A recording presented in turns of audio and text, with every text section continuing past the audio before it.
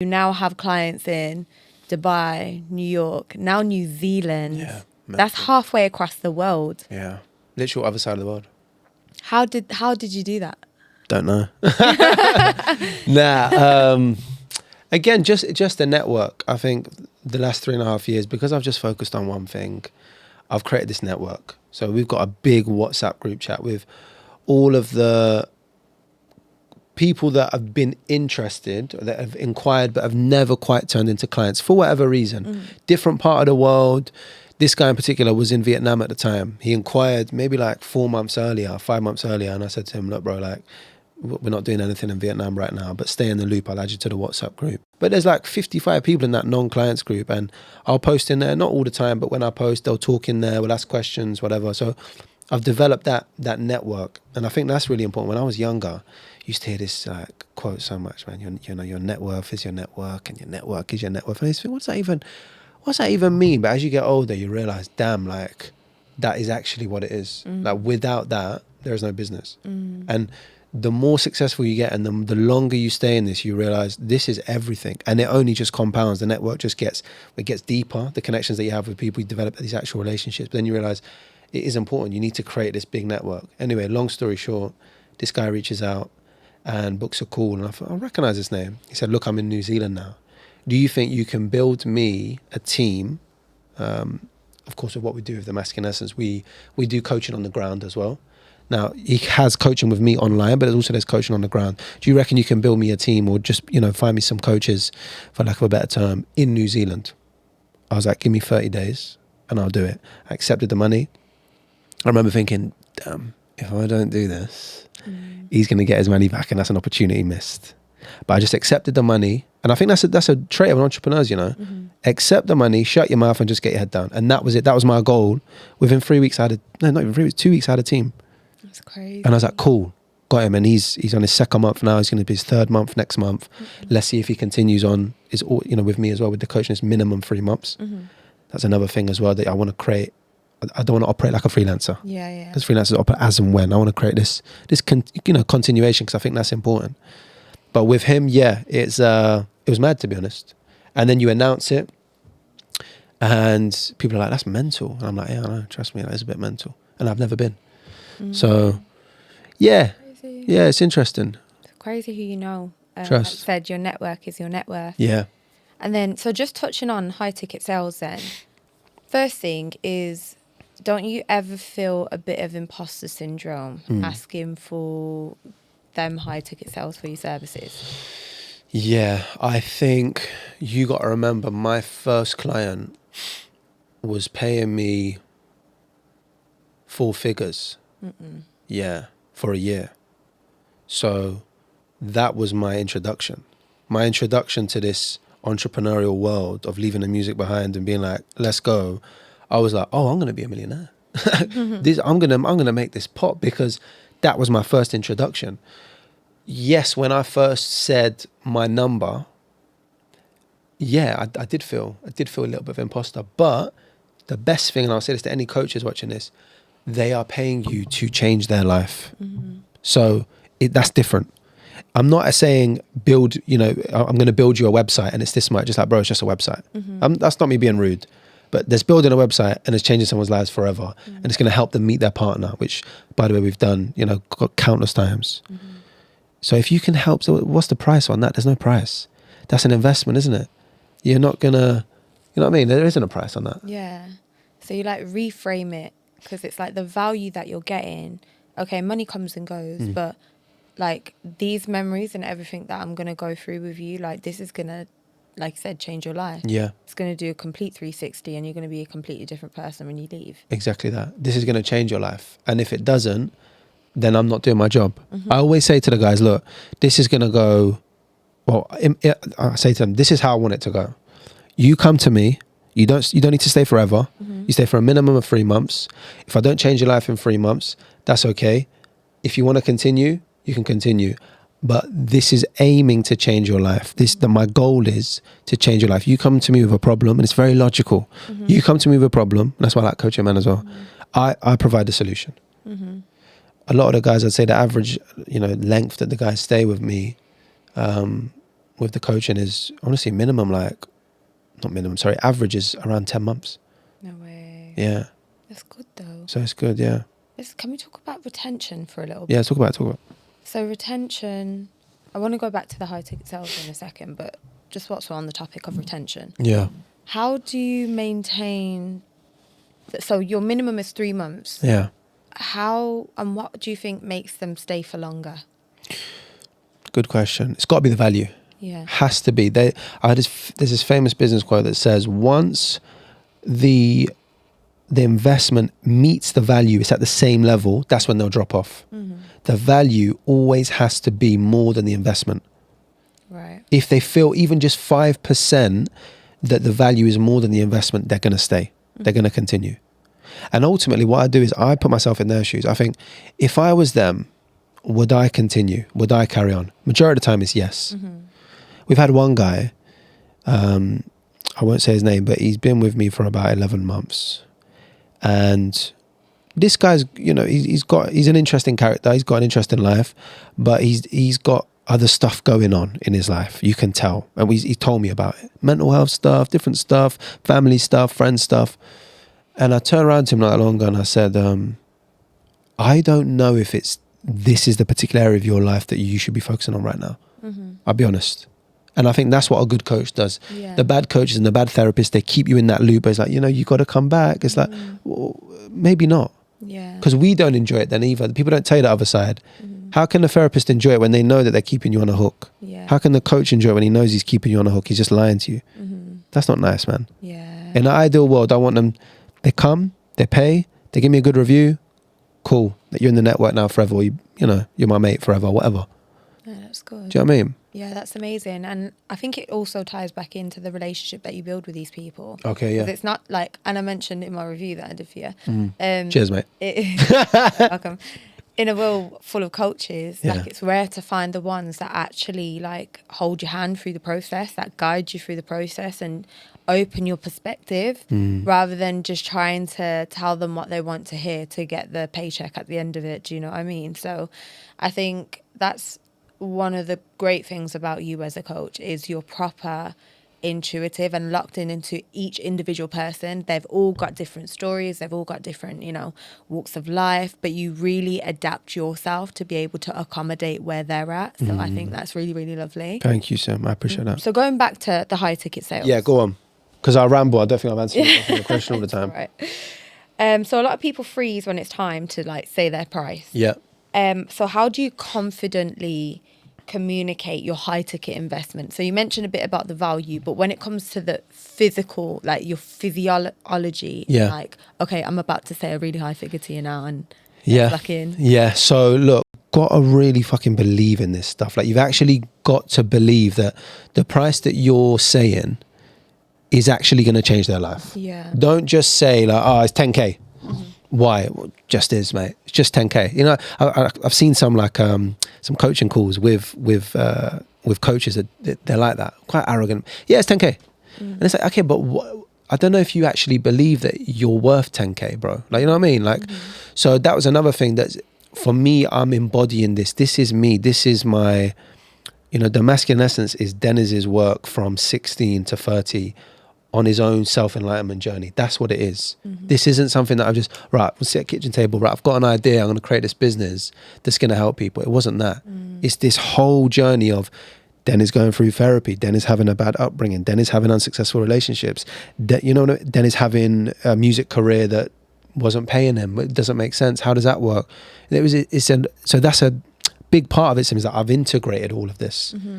So you can do it the American way if you want, and look in the mirror and say, this is my price, and see what it's like. But you see that a lot of people, when they actually say their price, their body language changes because they feel a little bit like, oh, fucking. Yeah. I'll never forget this girl. Yeah. Can't remember her name. If she was, I would have outed her. But I can't remember this girl. We were doing a retreat somewhere. So obviously we've done retreats in Lisbon, Barcelona, Marrakesh, Malta. I think it was Malta actually, the one that we recently just done a couple of months ago.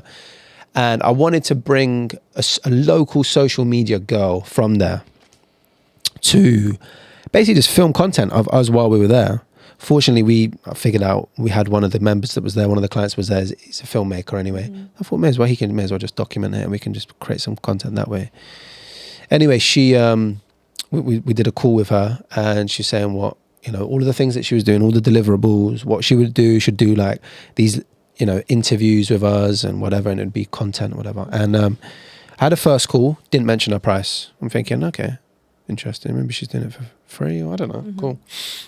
Second call, doesn't mention her price. Third call, at the end of it, she goes, oh, and my price 10K. She does this. My price 10K. It covers her mouth. Now, for those that know body language, you know that it shouldn't. Body language is not just this means this. It has to be a cluster of things, right? But the way she said it, the tone that she said it in, the fact that her mouth come up to her was mean she didn't really believe it. She didn't really want, and she couldn't look at the camera after she said it. Yeah. She's like, it's 10K. And I remember she leaning back on her chair as well, and I thought, okay, all right, cool. I said, you send me over everything. Let me have a look, because I actually wanted to see if it was worth 10K. And it wasn't. It was just, she was just going to be filming some TikToks on her phone and coming up with captions, which I can put in ChatGPT. And I looked at it and I sent her a message. I said, look, to be honest, I don't think it's worth that. And she just didn't reply. And I thought, okay, cool. That's somebody that hasn't embodied what it actually would be. Do you know what I mean? Yeah. So that's another one that you've really got to embody this, man. You can fake it till you make it, but I think the client will feel it. And one thing that helped me was I had that year of shutting my mouth, no talking about it online, and somebody was paying me and I was delivering value to him. Do you know what I mean? It wasn't just like, right, let's go. This is my price. I've got no history, no experience. Fuck it. This is it. Okay. Do you know what I mean? That's cool. That's cool. So what would you say to people? How should they articulate their price when it comes to, comes to that time? Like you're helping these people develop businesses, but when it comes to the price, like you said, there's this, it's like a taboo topic that everyone just feels really uncomfortable to talk about. So how would you recommend or advise people to just get comfortable with, saying their price? Well, the easiest thing is for me, the easiest thing to do is you create 3 price points, 3 packages. They almost say like you create a menu. So you got your low, your lowest ticket item. You got your super high one. You got the one that's like, wow, like this costs a lot. And then you've got the middle one. You got 3 there. You're probably going to feel most comfortable, even for yourself psychologically, looking at your 3 price points, you're going to feel most uncomfortable with the highest one. You're going to feel most comfortable with the lowest one, even though the lowest one, if it was just on its own, it might be £300 a month. Without that, you might be like, God, £300. I'm used to working like £10 an hour at Greg's. Yeah. Do you know what I'm saying? So, yeah, but psychologically, when you see them all lined up, you'll be like, well, I can definitely say the 300 one with my chest, easy, because look at my other ones. But God forbid if they ask me what my high one is, I'm gonna shit myself. Do you know what I mean? So have different price points, have different packages for sure. Easiest thing to do as well is to tell the client about the features and the benefits. So tell them about the features, tell them what they're going to get, and tell them what they're going to benefit from it. So this is what you're going to get. You're going to get free one-to-one coaching sessions. You're going to get 1 coaching call. You're going to have a review at the end of the month.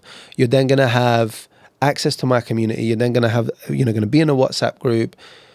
You are going to be able to contact me from Monday to Wednesday, 9 to 5. If you want to contact me at weekend, that's actually the middle price point. This is the middle price point. This is the higher one, etc., etc. Okay, nice. Yeah. That's amazing. All right. I feel like I'm learning a lot today. Hey, get your notepad out, man. Where's the pen? It's just I'm going to rewatch this. Trust me. All them views. Trust me, it's going to be you. Right. Let's just talk a bit about mindset then. Yeah, let's talk about it. Let's talk about mindset. Now, you briefly mentioned about your upbringing. Yeah. And also the fact that you did psychology. One of the key kind of topics and debates that, are prominent in the psychology realm is nature versus nurture. Yeah. So I want to ask you, like, given your upbringing, like, what's more important? Yeah. I think they both play a role. But I think, look, I'm going to be real. My childhood was traumatic. From 0 to 16, it was a tough childhood. And for any of my family watching this, sorry, but this is the truth. Like that's just the way it is. It was difficult. I was born in London. My dad left when I was 3. I had a stepdad by 5. I had a half sister by 7. We then moved to the Midlands. I'm this Turkish Cypriot kid with a white stepdad, with a half Turkish sister, no Turks in my area in Coventry, you know, just Asians, whites and blacks in my school, no Turks. Move to Coventry, you know, my stepdad leaves at 15. I'm then the man of the house. I get kicked out at 16 because I'm misbehaving, being aggressive. Of course, there's a lot of anger there. It was very normal for me, Sim, to hear my mum sobbing in the bathroom, and for me going in and be like, "Mum, are you okay? Go away, I don't want to talk." Very normal. That was like the average Sunday. My mum suffered a lot with her mental health, even still to this day, bless her. I'd say she's we're very, very close. But she suffered with depression. She'd been on antidepressants. She was on antidepressants when we were younger. And it was tough, man. It was really tough. You know, when my stepdad left at 15, I remember thinking, I got this little sister who's 7, and I've kind of got to be like a role model to her in a way. And then a year later I get kicked out, and then I'm living at my grandma's house. And, you know, I come back after like 2 months or whatever it is, welcome me back into the home, cool. And then, you know, it's tough at school. It's growing up, it's tough at school, definitely. Like like I said, there's no Turks in my school. I got this big nose, I look different. I always, you know, say this kind of comical example of, you know, it's lunchtime, we're playing football. And, you know, obviously when you're in school, you can't really change your shirt or put different colors on. But they used to be like, right, cool, it's Asians and blacks versus the whites. And then you can pick any team. You go on whatever team. So I'm like, all right, cool, let's look at the white. Yeah, the whites are good today, let's go on the white team. I'll be playing the whites. And okay, cool, I'm on the Asians. It's like, we don't really know where he fits in. And I think that was something that was to my disadvantage, but I've used it to my advantage now. So there was that. But the reason I tell you all that is not for a sob story, is to actually tell you that when you're growing up in a household like that, and your mum is going through what she's going through, and you have to be the man of the house, but you've also got these anger issues. You don't understand why you're angry at the world for your dad leaving you, for your stepdad walking out. You become this expert in decoding human behavior because you're constantly on edge, for lack of a better term. You're in fight or flight. And you're constantly thinking, damn, like, is my mum okay? Is my sister okay? What's going on here? Is a new man coming into the home? A new man then does come into the home at 19. And I'm at uni then. So I'm like, doesn't matter. Do what you want. Don't care, mum. Whatever. And that relationship breaks down 7 years later. And then I have to pick up the pieces again. That's not that long ago. That's like 3 years ago. That's just before Masculine Essence started. Wow. So bless my mum. She's been through the ringer. My granddad, God rest his soul as well. He used to say to her, you've had bad luck with men. And she used to laugh. But that plays a big role in what the child sees. Seeing 2 divorces before the age of 16 puts you in a certain mindset that, you know, I'd say I've got a competitive advantage over other people because success was that I was in survival. I had to be successful for whatever reason. And you should see the way, I don't want to get emotional here, but you should see the way my mum looks at me now, Sim, is like, I'm the guy, you know? She looks at me like, don't know, man. She looks at me like I can't believe, if my mum had the words, she would almost say, I can't believe you've turned out the way that you've turned out. Because what I witnessed was tough, was really tough. But anyway, my point is that this gives me a competitive advantage when it comes to entrepreneurship and business. And I'm not saying you got to put yourself through trauma. You got to go through a shit upbringing to be successful. Yeah. But I tell you what, it puts a rock up your ass. Yeah. Because we have to. I'm not gonna. I don't know, man. I don't know if it's the ADHD in me as well. I just couldn't sit still and just be like, I'm gonna live a cookie cutter lifestyle for whatever reason. But it put me in this mindset of like human behavior. Had to decode it. So naturally, of course, then I go and study psychology, of course. But I remember let me tell you, let's go away from the sub story just quickly, yeah? Not sub story, the upbringing. I remember being in a psychology course in Liverpool and sitting there with these 300 people. By the way, like 250 are more, 280 are like women. And there's like a couple of guys there. And I remember being in that first session. And mind you, I had a gap year at this point. And this is when like self-development just changed my life. I read 7 Habits of Highly Effective People at 16, and it changed my life. But I remember being in this workshop, yeah, and I remember thinking, you lot are all normal. You don't actually like psychology. I remember sitting there thinking, you lot don't care about it. I give a shit about this. I care about, like, psychology is like my life. I love understanding the human brain. They were there on their phones. This is 2014 as well. It's not like we're as addicted as we are now. And I remember thinking, damn, like, these people are studying this, but they don't actually give a shit about it. So I realized then, man, maybe I'm just a flipping alien. But I don't know. It was one of them, Sim, where that was everything. Studying psychology really like solidified the fact that, okay, cool, this traumatic event and these traumatic skills, for lack of a better term, that I've learned and what's actually been built into my subconscious can actually be applied to the real world. And then it made me look at my own self, and that was a whole different journey. No, 100%. And I don't know if you realize this, you probably do, but just to touch on, so you've gone through that as a kid, and like you said, your mum is looking at you now through these new eyes of like, wow, my son.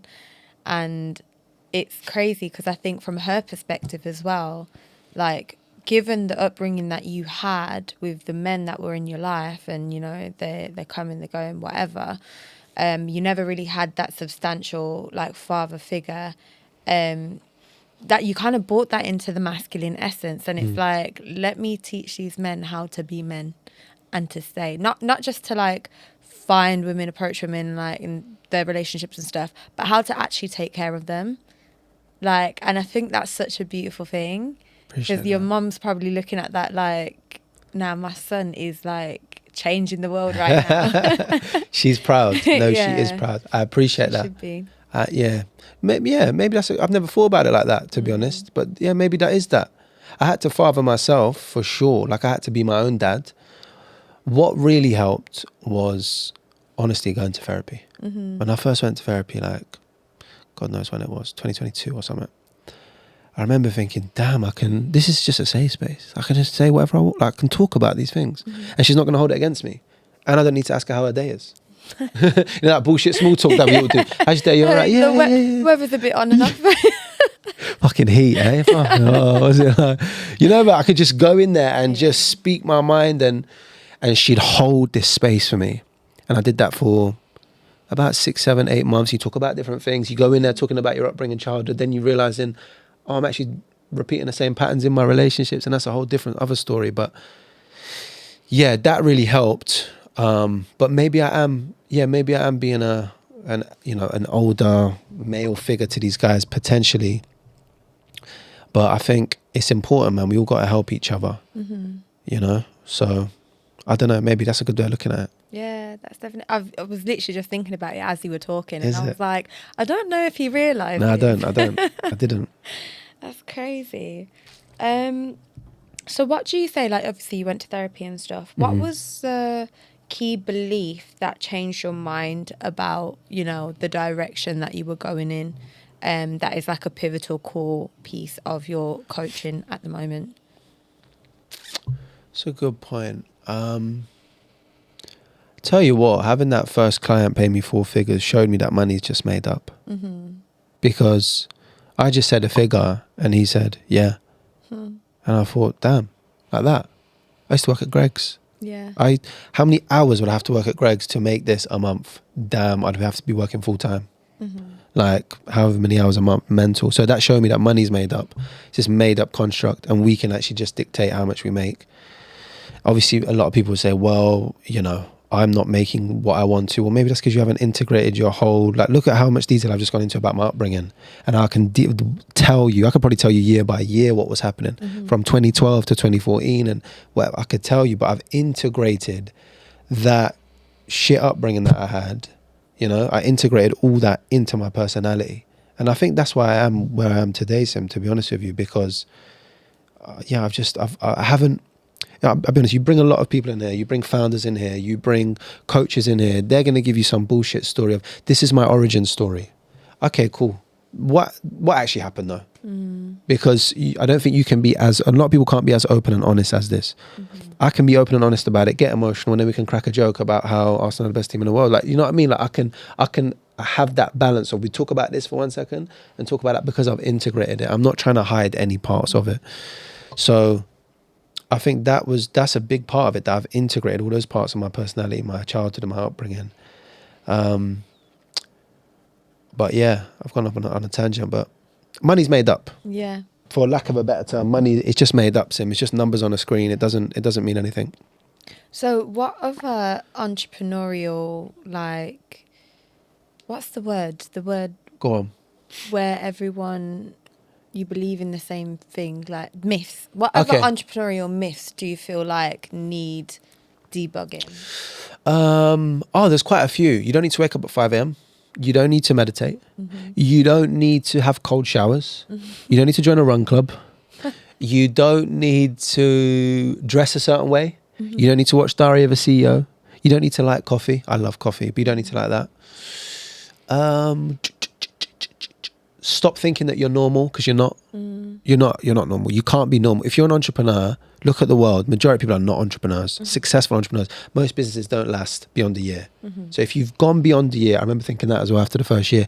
Damn. Okay, I'm active. I've gone past that first year. Second year, I'm like, okay, cool. Third year, I'm like, we're still here. We're still afloat. It's mad. So probably them. Amazing. Is that refreshing to hear, any of those? It is refreshing to hear. Because honestly, I'm like, you know, and I've spoken to you about this. Yeah. You know, when you feel like, I always say, I'm not on game, like I'm not locked in, like I need to start waking up at 5 a.m. and like having a slow start to my day and getting active. And you're just looking at me like, Sim, get a grip. Like, Bro, I wake up at 9 sometimes. Yeah. I wake up at 9. It's, it's sunny outside. Let's go have a coffee. Yeah. Okay, cool. Let's get a to-do list. And then best believe I'm locked in. Don't get twisted. Here's another one. You ain't got to sit at your laptop for 8 hours. Because remember, if you're coming from a 9 to 5, you're coming from school, UK schools, it's let's just look like we're busy, or let's just get our laptop open and open new tab. Oh, let's have a look at LinkedIn. Oh, that's cool, like that. Okay, close that. Let's open up this. Oh, that's cool. Yeah, cool. Like, you ain't got to do that. Yeah. Trust me. And I realized that after the first year, because I was doing that. It did help at times, but then I've realized you're not built like the 9 to 5er. That's different. So what I'll do sometimes is I'll wake up, I'll brush my teeth, I have my coffee, I'll go downstairs. It's summer now. I sit outside in the garden. I'll sit with my thoughts for a little bit. The mornings are so important to me. Like, if I smash that, I feel like I'll have a good day. If the mornings are a bit chaotic, it all goes a little bit pear-shaped. Sit outside, I get my iPad up, I look at the Google Calendar, I look at the week, I look at today, I think, okay, cool, what have we got to do? We've got 2 calls today, we've got 3 calls today. Plan for that, prep for that, get gym in. That's another thing as well. You might have a slow week, normal. Don't think you're unsuccessful. Don't think you're a loser. You might just have a slow week. Nothing wrong with that. You might have a slow Tuesday, you might not have nothing to do, but keep the routine. So one thing we ain't actually spoke about is gym. Gym is so important for me for the routine. If I haven't got anything in my calendar, let's say I've got no calls or whatever, you bang gym out every day and it just keeps you in that consistent. How come you're smiling like that? What's going on? Because I feel like... You hate that one. You wanted that one to be a myth. I really wanted that one to be a myth. You wanted that one. You wanted Dennis to say, and you ain't got to work out. Damn it. I'm waking up at 5 a.m. I'm going to the gym. I wanted them to say, you ain't got to do all of that. It's all right, sis. No, it helps though, man. It actually helps. Like, for real, it helps. Nah, that's good though. It's like, as long as and everybody says it, going to the gym, getting active, it's good for your mental. It's twofold as well though, isn't it? It's yeah. physical and mental. That's what helps. So you feel good, you look good, and your mind's in a good place as well, because you're like, damn, like you just released all of those endorphins or whatever, and you know, a couple cheeky looks in the gym for an opposite gender as well doesn't go amiss. Do you know what I'm saying? That's like, true. So yeah. Well, we don't know about that. Actually, as you were speaking, a question popped up in my mind. Damn it, I've forgotten now. We got off on a tangent. It's all right, I'm sure it will come back up. It definitely will. Oh, overloading your calendar. That's it. Talk to me. So I feel like a lot of people, especially when they're trying to like run a business or let's say scale a business, between marketing, sales, operations, customer service, and all of the above, HR, finances, everything, how do you structure your days so that you're not overwhelming yourself with your to-do list? Good question. So I actually did a bit of research on this because in the beginning, when we started expanding to Dubai, New York, I remember one month, November 2024, absolute madness. I'm flying to Dubai. I'm there for a week. I'm coaching. I come off the plane. I'm coaching in Birmingham, and next day I coach in London. I then have 3 days off, which you think, oh, that's cool. But no, because I'm preparing, because then I'm flying to New York. I fly to New York. I've never been to New York. This is my first time going. My bloody chaotic girlfriend at the time is coming with me. I'm like, oh my God, I've got to think about her and think about her life. And then I think about it. It was mental, like actually. And I came back from that trip and it was the first time I felt exhausted. And by this point, it was 2 years in the business. That was the first time I properly felt exhausted. Excuse me. And I remember thinking, right, I need to sort this out. So one of the things was I'm spreading myself too thin. So I was operating like a freelancer in that sense. The client was saying, look, I want some one-to-one coaching on the ground. I was kind of being a bit selfish, being like, I want to see New York. I'm going. Whereas now, if you said to me now, I say, well, what package are you on? You're on the middle package. Well, I'm not coming over for the middle package, right? I'll get someone else to coach you. And then you got that issue where it's like, well, I don't think they've got the same expertise as you. And you're like, damn, I'm not that special, bro. Like, trust me. Like, she's good at this or he's good at this. Trust. So that's another thing. Like, I remember that period, November 2024, I was crazy overloaded. Like, clients in New York, clients in Dubai, clients in London. And that's when I hired a PA for the first time. Personal assistant, or even actually it's more of a VA, virtual assistant. And it was Anna at the time, and she just helped me with everything, just pinging clients, just messaging clients, sorting that out. So then I knew that, she just basically sent me a screenshot. Look, Ben, for example, has got this going on, and James has got this going on. What do you want me to do? I will reply to you at 6. I'm just coaching right now. No problem. Bang, cool. Then another thing you got to think about is time zones. So that's another thing. It's like this time zone here. So yeah, man, that was another thing. Just that what did you use? Overloading. Overloading. Yeah, overloading. I've learnt that now. Another thing that I would say that isn't a myth, that's definitely something that you should do if you're an entrepreneur, scheduling days off. Because somebody made me realize this actually recently. They was like, you don't actually take any days off. I was like, oh yeah, I actually don't. I used to scheduling days off. But yeah, just scheduling days off where you don't do anything. Yeah. Or you just have a gym session and just go to the movies or chill out with friends. So yeah. That's also good for your mental. What's that? That's also good for your mental. Yeah. See, that's an entrepreneurial myth that I'm happy to keep. What's that? Have a day off. Scheduling the days off. I'm telling you. Okay, where are we? Right. I want you to be selfish in a second, Why? and just like ask questions that you want to know. Like, I feel like I've been doing that. have you? You've been putting in your own ones and being like, putting a in lot my of people own ones. say, but really you've been thinking it's me. Yeah, because I'm looking at these questions and I'm like, to be fair, I've asked quite a few of them, but I also want to kind of, because I know you to a degree, like, but there's certain things that the wider audience probably wouldn't know. Yeah. And I'm going to actually ask these last few. Go for it. I feel like it will tie into the next question I want to ask. If you could give one piece of advice to someone who was stuck in their job they hate, but dreams of starting a business, what would it be? Well, first of all, don't quit your job until don't quit your day job. Don't quit your job until you're making the same amount of money in your side hustle, in your business, as your job. 2, stop treating it like a side hustle. That was one thing that I realized. Don't treat this like a side hustle. If you see that it starts working or you see that something's going decently well, go all in. What would that look like? Imagine if you just went all in on it.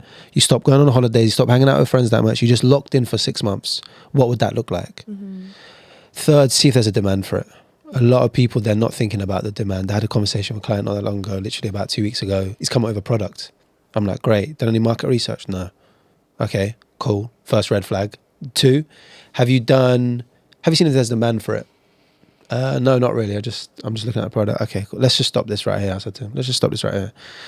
you need to go and do market research on I've got a call with him tomorrow, actually. So let's see. If he's watching this, I just got onto you actually on a train on WhatsApp. I said, we're not just going to have a 1 hour session where we're just talking about, oh, this is a cool, forget that. And that's the thing with coaching, Sim, I do want to say, is tangible, actionable shit. We're not doing this therapy stuff where we're just saying, that's, we're going around. I'm giving you things to go away with and do some homework and come back and say, look, this is what I've done. This is what I've found. So that's what I'd say. That's good. That's good. That's good. And again, going back to you being the type of coach that you are, is you're not just, sugarcoating anything. You're not just telling them what you want to hear as a transactional thing. You're literally saying, this is what you're doing well. Yeah. From an outsider perspective, because it's difficult to see when you're in it. Like, you need that extra person, that mentor, to be like, okay, this is what you're doing well, but this is the area that you need to improve on. Because we want to think that we're great at everything that we do, but you need that one person in your life to be like, well, actually, you actually need to improve on this, and let's work on it, see how that changes the dynamic and perspective. Yeah. Okay. It's a good point. Yeah. Serious. Because we can get so locked in on just like, I always say the worst thing to do, this might piggyback off the one I just said now. The worst thing to do is build your business in a vacuum. Right. Block out all the noise and be like, no, I'm building this microphone. And I'm building this microphone. I don't care what anyone says. I'm going to build this microphone. I'm going to put it out into the world. And I don't know if that's because we see, maybe movies do this, they romanticize this kind of thing.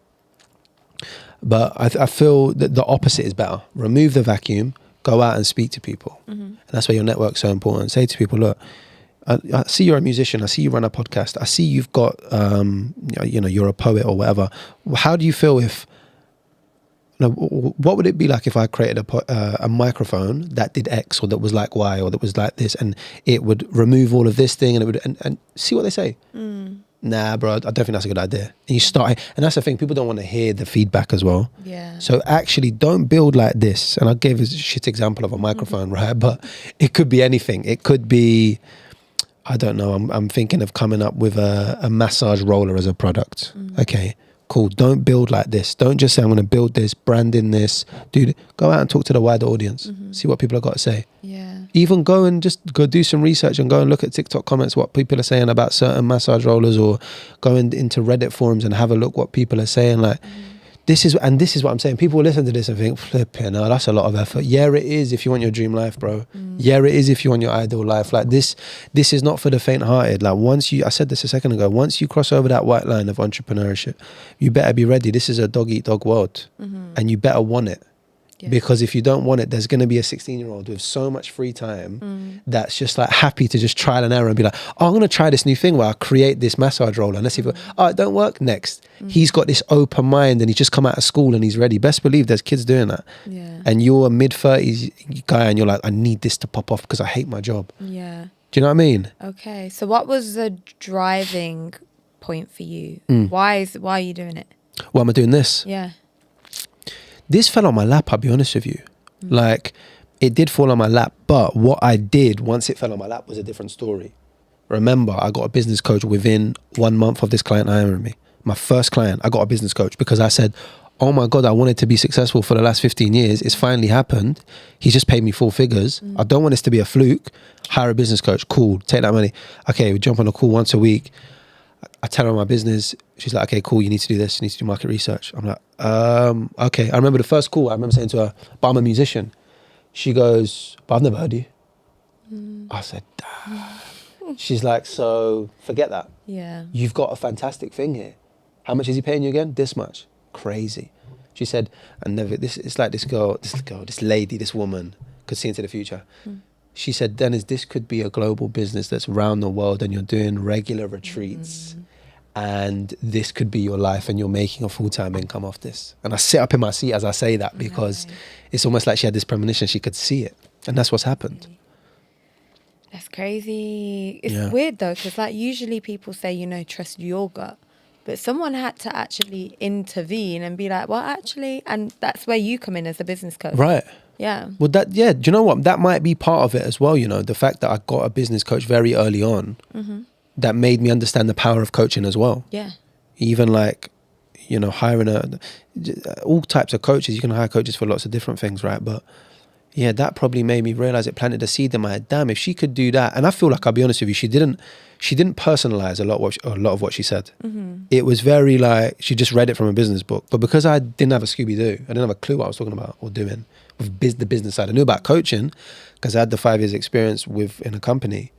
But she was just kind of going, well, you need to do, here's the list, Google Docs, you need to do market research.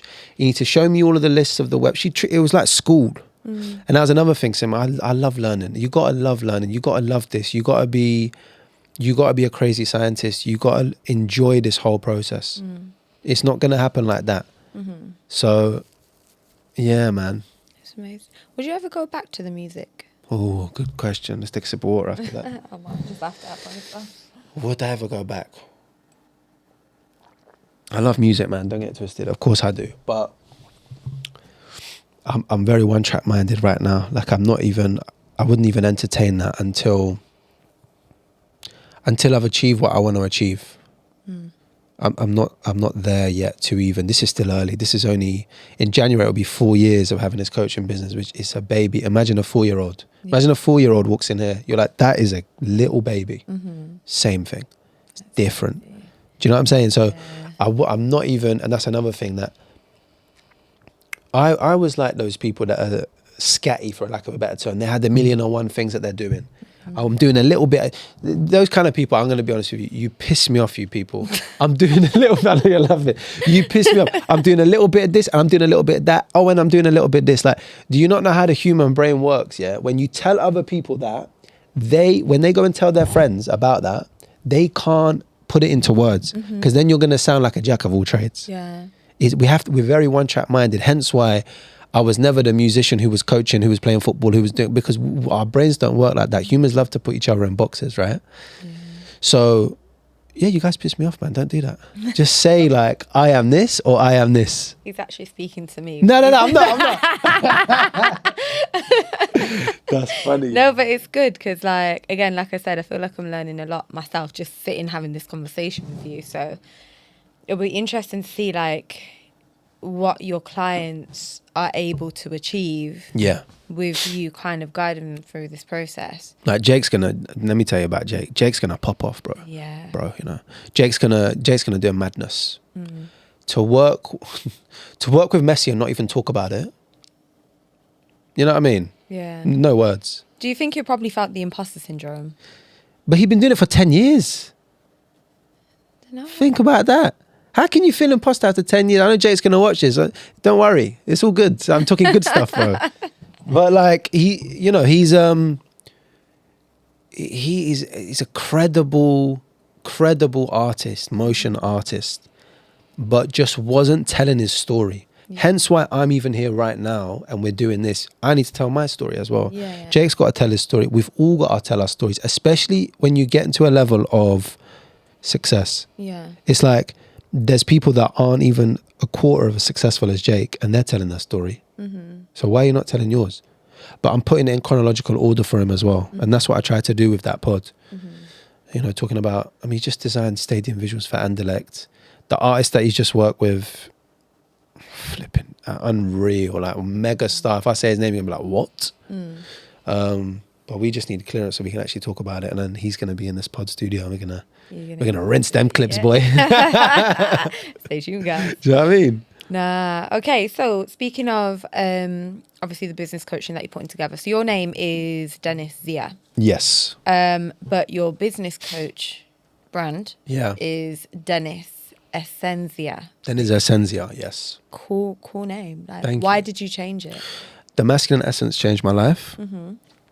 Essence is, that's going to be with me forever. So that was something that was almost like a tattoo, a stamp of whatever happens with my personal brand, whatever happens with the masculine essence, I always want to acknowledge the business that changed my life and the idea that changed my life. So that's essence, the essence side. Zia side, of course, is my middle name. So just put them together, Essenzia. Yeah. You know what I mean? That's crazy. And I know we spoke about this a little bit before, where you were talking about when you were at school and you were this Turk and you didn't know how to fit in and where you kind of fit in. So like growing up, you probably felt a bit of an identity crisis. Yeah. And I feel like it's beautiful to see that like you've built this 6-figure coaching business Yeah. with your name as Yeah. the brand, and now, you know, Dennis Essensia, that's also become a bit of your identity now as well. And I just feel like you need to acknowledge, like, okay, this is who I am, like I found it. I appreciate that, Yeah. Sim. No, I appreciate that. A big part of why I called it the masculine essence as well was, of course, a big part of it was talking about masculinity with men, confidence, dating, these kind of things, right? They all kind of, you know, interlap and go into one another. But the masculine spelling is the Turkish spelling of the word masculine. Masculine with the little umlaut, the little, you know, the little U. Accent there. Yeah, and I think that's a nod. That's a nod to my heritage. That's a nod to my culture. That's a nod to who I am. That's a nod to that, you know, big-nosed Turkish kid in that Coventry school that people didn't understand and they couldn't really wrap their head around. The world wasn't as multicultural then as well. Remember, I'm old, man. This, you know, when I was in school, it was 2007 to 2011. It wasn't what it's like now. So that's a different, you know, society was different, but you have to integrate it. That's what I say to business owners: integrate your story, integrate your journey, man. Like, but it's very hard as well because some people might do it in a performative way. Some people might do it in a way where we're almost like romanticizing trauma. You know, that's, you got to be careful with that. Like, of course, this video is going to get clipped up, right? And we're going to put a little sad music over the top, whatever, because that's the story and we've got to talk about it. That is my story. It just makes sense to do that. If you're going to tell it properly. But I'm not talking about it every 5 seconds, saying this is my childhood, this is what happened. But you need to integrate it fully into who you are and understand and accept it. And I think there is some performance going on in the entrepreneur space. You see it with Darius CEO quite a lot. There is performance. And you got to integrate it fully into who you are. That can mean going to therapy. That can mean acknowledging it. That can mean talking to people about it. Don't shy away from it. Don't hide away from it. You know what I mean? Yeah, that's beautiful. Yeah. That's beautiful. So 5 years from now, what do you hope people to know? Bro, I'm going to be 36. Forget the business stuff. 36. Can you imagine? I just broke a sweat then. 36. That's crazy. I always said by 37, I want to be settled down, one kid at least. So it will probably be working towards that. It will probably be working towards the fact that, and I remember my business coach saying this, remember that you being an entrepreneur will go through different stages and phases. So you'll be the entrepreneur when you're a dad. You'll be the married entrepreneur if you believe in that. You'll be the entrepreneur that's with grey hairs. You'll be the entrepreneur, whatever. But you need to acknowledge and accept that as well. So that's probably something that I probably got to start working towards now, to be honest with you. It's just, thinking about how does a business run? How does a coaching business run when, you know, you're in your mid-30s as opposed to, you know, just entering your 30s now. Because I'm not actually 31 yet. It's next couple of weeks. Again, technically paid. Good age though, isn't it? Do you know what I mean? Yeah. You're like past the thrill of Life. 30, and now you're just like, okay, right, I'm an adult now. Yeah, literally. Buy a watch and you have to learn to drive. You know what I mean? That's the kick in the throat for both of us. There was too much passion in that laugh. Where's your Tesla? Where's your Tesla? Outside, bro. Can't stand you. That's funny. Okay, I've got one last question for you. Go on. About. What would you say to Dennis, 21-year-old Dennis working in Greggs now? Damn. 21-year-old Dennis working in Greggs. I'd say to him, you ain't got a fucking clue what's coming. You ain't got a clue. Just enjoy this ride. He didn't have a clue. There's no way. Remember, there was no coaching, no nothing then. No Scooby. I'm just trying to be the musician. I'm trying to be famous. I'm trying to get, you know, like there's... He'd laugh. He'd probably say, what? He said, what about this? And that comes on, I think, nicely to... Then I used to think about, imagine being successful and well-known. But now I think, imagine being successful, rich, and not everyone knows you. That's kind of ideal. Yeah. You can live your life, you can do whatever, you can do whatever. Like, there's not that scrutiny of other people watching you and yeah, I don't know, like analysing your every move. So that's what I'd say to him. I'd say, you ain't got a fucking clue, mate, so just enjoy it. Now take that hairnet off and fuck off. I feel like you need to bring the hairnet back, have it framed. Do you reckon? Remember where you came from, do you know Just what I mean? put it on the wall and that. Can you imagine? That'd be so funny, Frames man. and everything. I'm telling you. gosh. But Sim, I want you to be. Look, we still got a bit of time. Yeah. How long We got 10 minutes. We got 10 minutes. I was going to do the quick fire. You gonna do quick fire? Yeah. Let's do quick fire. Let's do quick fire. Let's see what we're going to. The first actually one that isn't actually on here, but I'm going to put, if someone's thinking about starting a business, Yeah. what do you think they need to, what's their first investment? What should their first investment be under 500 quid? They've got a business idea, or they've got their first product. They got what's the crack? Let's say they've got an idea. They've got an idea, and they got £500. They need to go out and test.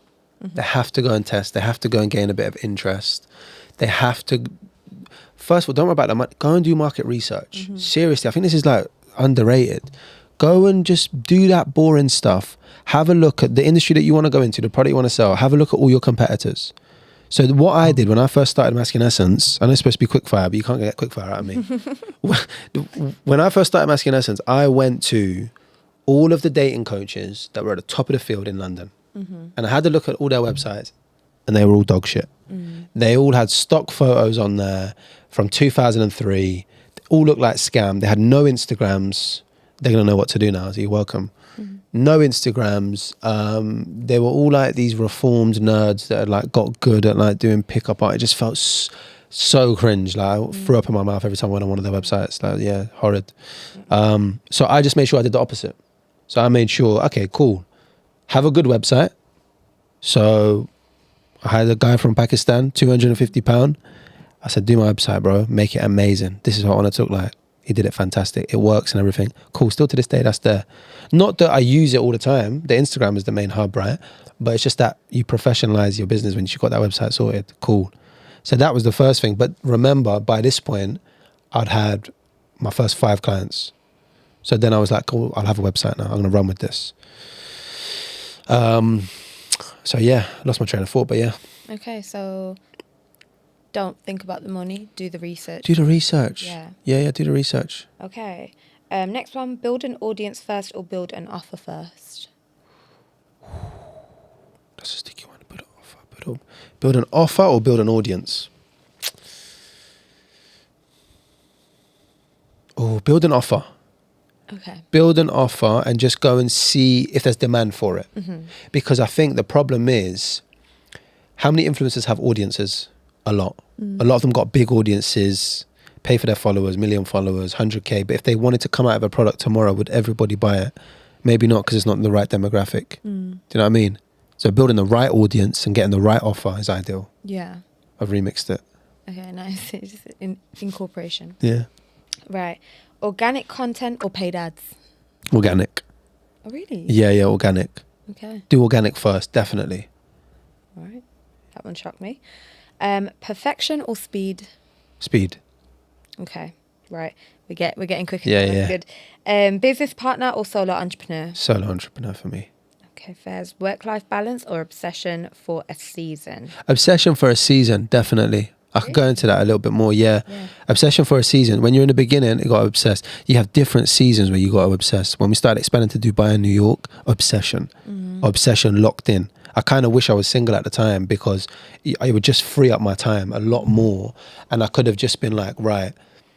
Because I'll be honest with you, look, some of them New York clients, I didn't give my absolute best. Understandably, your boy was overwhelmed. I'm flying to Dubai, and that's where there's a con of being, having a solo entrepreneur. But that's why I hired more coaches. I hired a PA. That helped me. But there was a knock-on effect of that. I don't think I gave my best self to those New York guys, to be honest with you. So if I could go back, that's something that I would change. So, yeah. Nice. Okay, so books or mentors? Books. Okay. Yeah. Interesting. Yeah, I think a lot of people would disagree with that. But you got to have the right mentor. And I think in the UK, if you're coming from a working class background, you're coming from a random city in the Midlands, who's going to be your mentor, bro? Who's really got that successful business that you can learn off? And as well, they can drop their ego and actually give you like actual wisdom. That's true. But I think books are fantastic. Like, like I said, 7 Habits of Highly Effective People changed my life. Robert Greene got some good books. So many good ones. Yeah. And I feel like the good thing about books is you can always go back and reread it from a different perspective. Yeah. Whereas if you've got a mentor, it's very much like now, in the moment, in the present, how we're moving through X, Y, Z. Yeah. Yeah, true. It sounds sexy. I'd say I got a mentor, whereas I read books. It's like, you know, but also podcasts, man. Like I learn a lot about business from pods. So yeah. Nice. Lock into this one. Lock in. 100k business with freedom or 1 mil business that owns your time. That's obvious, isn't it? Yeah. Which one? The freedom one. Freedom all day. Freedom all day. Everything. What's the point? If you got all this money and you got no time to do anything with it, do you know what I mean? That's what I think about footballers sometimes, you know. Really? They got all that money. They got to be locked in every day training. Bless some of these footballers. They've had like 2 weeks break and they're at World Cup. Like, when are you going to spend your money? Give it to your wife. It's crazy. It's why they got all these fancy cars. Isn't it? Lavish house. All right. Instagram or LinkedIn? Insta. Really? Yeah, forget LinkedIn. LinkedIn's good if you're hiring. Yeah. If you're hiring, LinkedIn's good. Just, guys, stop messaging me on LinkedIn. I'm not interested in your spam and your sponsored messages. No one cares, man. Don't message me on LinkedIn. Yeah. All right. Talent or discipline? Discipline. All day. Key. All right. This is the last one. Rich and anonymous or famous and wealthy? Oh, man.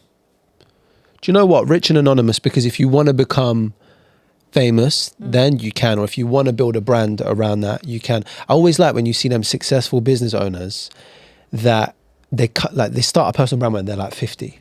And they're like, look, I'm going to be honest. I've built X amount of businesses. I've made this much money. I'm only now building a personal brand. And you just listen to him a bit more because you're like, damn, like he's not one of these like fake young gurus. Like he's actually just, he's just trying to, you know, share the wisdom. So yeah, I'd say that. That's cool. So do you feel like you're still winging it? Winging it. I think we're all winging it to a certain degree, man. I don't think anyone's really got it like figured out like that. I'd say I'm not winging coaching. That's for sure. That's like I'm locked in on that. I'd say business, I've got a good understanding of how my business runs, for sure. I've got a good understanding of business, definitely.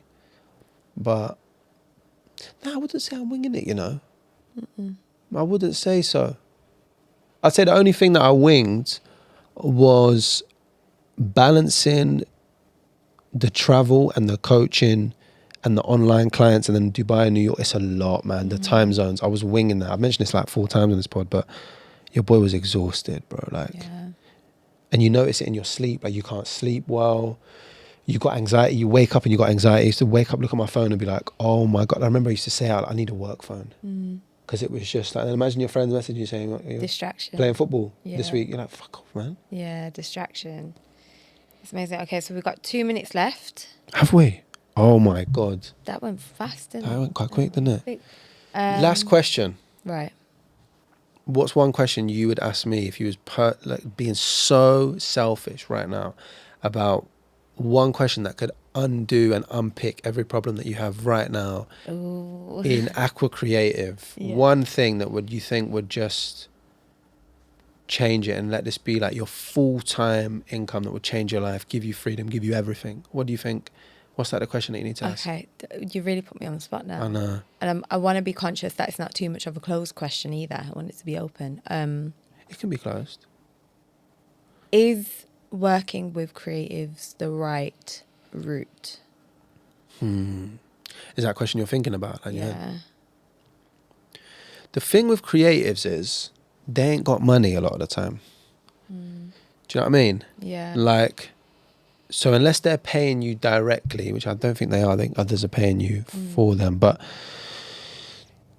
it's like, I always think in my head, never work, it's ironic, never work with struggling musicians and never work with students because they don't have money. You got to find the people that have got money and say to them, look, I've got something for you. You give me money for it, I'll give it you. Okay, cool. And you swap. That's the only thing. So I don't think it's about the creatives. It's like, have they got the money that you need to be able to live your lifestyle? Yeah. If they ain't got the money, if you could see all them creatives that you've worked with, if you could see their bank balance today, would you think I'm working with the wrong people there? Yeah. Would you? The thing is, even now, and you mentioned passion projects before, and that's why I had to Right. and laugh, because I do think at the moment, Thacker Creative is a bit of a passion project, just based on an idea that was planted years ago, and now I'm only just bringing it into fruition because it felt like the right time. But I'm still figuring things out, and I'm not like, I don't know. I think it's that direction. Like, how do I now look at this as a business? I feel like I'm putting on the workshops, trying to get a feeler of what's working, what's not working, bit of market research. What do you think my next step should be? Figure that out. I think you're building a brand lovely. You're doing a brand fantastic. Even when I see the imagery, I see the post, I think brand looks great, logo great. Even the thing you posted the other day with the little silver logo and fantastic. But what's the business saying? How much money are we making? That's what we need to, and that's what you got to separate. So you separate brand, business. Yeah. It looks pretty, great, and that's that creative side. But the other side is like, how much P we making from this? That's what I mean. That's what you need to think of. And if they ain't got the money, then maybe they're the wrong people to work with. Yeah, period. Because, I'm trying to lock into my coaching stuff. That's like business coaching with Jen, guys. Come on, man. Hey, you've absolutely smashed it. So, thank you. Yeah, appreciate that. So have you. I've got like a lot of love and admiration for you because of your journey. I think I've taken a lot away from the conversations that we've had, and tried to implement it in whatever it is that I'm doing. Likewise, you've given me fantastic wisdom over the years. For real. No, seriously, I appreciate it. And that's why I could have picked anyone to come here and say, all right, cool, do a little interview with me. But no, you're the right person for 100%, so I appreciate it. I met on a train, like met how on many a train, years you ago? know. Now we're just sat on a poddy. Talking about life. That's what I mean. About to go have a Nando's. Nando's. Life, do you know what I mean? Can't wait. On that one. Such a joker, you know. On you, yeah. Nando's on you, yeah. Yeah. How funny is that, guys? That's Before. cheeky, you know? Now, of course. Are you mad? Don't worry, man. No, I'm joking. We're gonna get a full spread, yeah. You're gonna get the whole menu. You're gonna get starters and desserts. I'm not getting one. I'm getting 2 5 With the hummus and the peri and the pita bread. Chill out, man. I've had enough. Nah. Oh, you smashed it. Thank you. Thank you. Love. Sweaty boy. Hot in here.